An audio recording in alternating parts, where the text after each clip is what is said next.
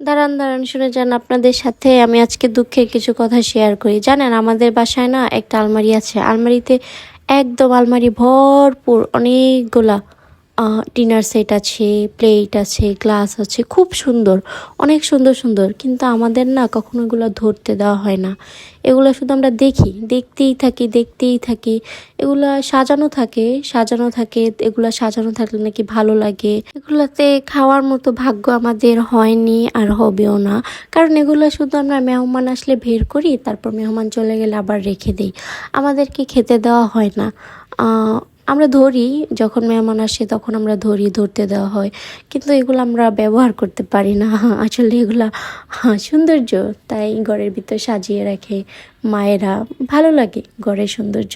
আচ্ছা, আমার প্রশ্ন হচ্ছে, আমাদের মতো কি আপনাদের বাড়িতে এগুলো আছে, রেখে দেওয়া হয়? আপনাদেরকে কখনো এগুলাতে খাইতে দেওয়া হয় না, তাই না?